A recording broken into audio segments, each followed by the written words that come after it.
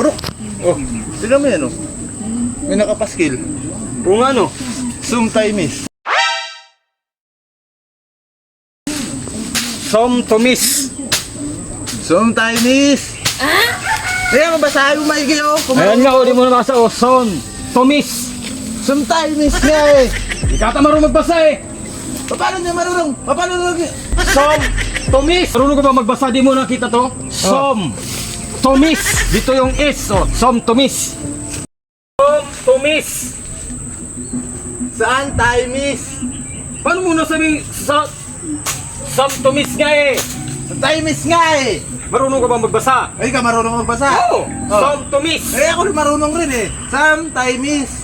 Paano naging Sometimes yan? Ewan ko sa'yo. Sometimes. Paano siya maging sometimes? Eh, sometimes nga yan, eh. Niloko mo naman ako eh.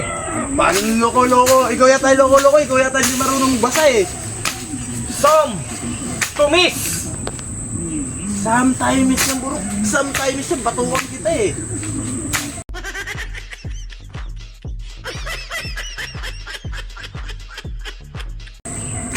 Kala mo talaga marunong magbasa eh. Ano Sometimes? Sometimes. Sometimes. Kaawa yung Ito, tapos may ano, sometimes. Bata eh. Talagang marunong magbasa eh. hirap pag hindi marunong magbasa Ikaw talaga. yata hindi marunong sipahin kita, makita mo. Tingnan mo. Kaawa eh, yung hindi marunong magbasa. Puti ako marunong ako magbasa. Sometimes. Miss. Kulit mo naman. Sometimes nga yan. Paano naging Sometimes? Paano, tingnan mo nga, oh. Oh, sometimes. Oh. Sometimes. Sometimes. Mali ka, Burnok. Ikaw yata hindi marunong basa sa akin. Tamis. Sometimes. Ang nakalagay. Malapit ka na sa akin. Malapit ka na. Sometimes ka eh. Sometimes nga yan, eh. Ikaw yata di marunong magbasa eh. Baka mo masipa. Inaano na nga sa'yo. Ikaw yata hindi marunong, eh. Sometimes nga yan, oh. Hindi mo nababasa. Sometimes. Sometimes. Ano pinagawayan nyo? Ito, yung nakapaskil. Para kayong mga bata. Kasandali lang basahin yan, hindi nyo alam basahin yan? Ba't ikaw, alam mo? Oo. Gasa? Alam mo, ako dati sa pinakamagaling ng estudyante ng teacher namin noong grade 1 ako, lahat ng mga words na pinakamahirap, alam na alam ko.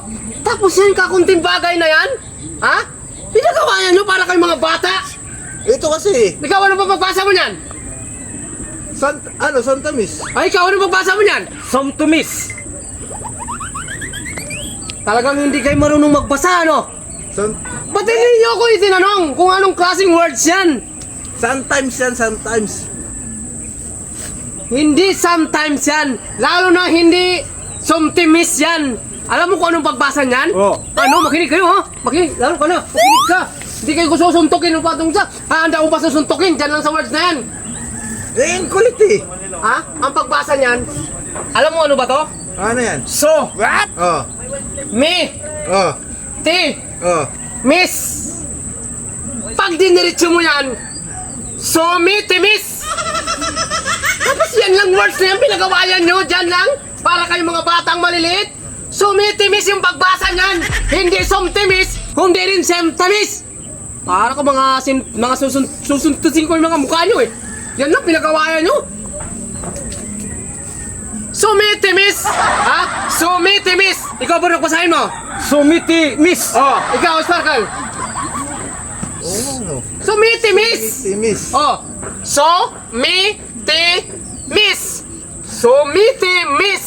Ganyan ang pagtamang pag-pronounce sa words. Basahin mo, Sparkle. Basahin mo! Timis. Miss, yan. Ikaw, Sparkle, Bunok. Sometimes. Oh, yan! Pagbasa na dyan, diretsuhin mo. Sumitimis. Sumitimis.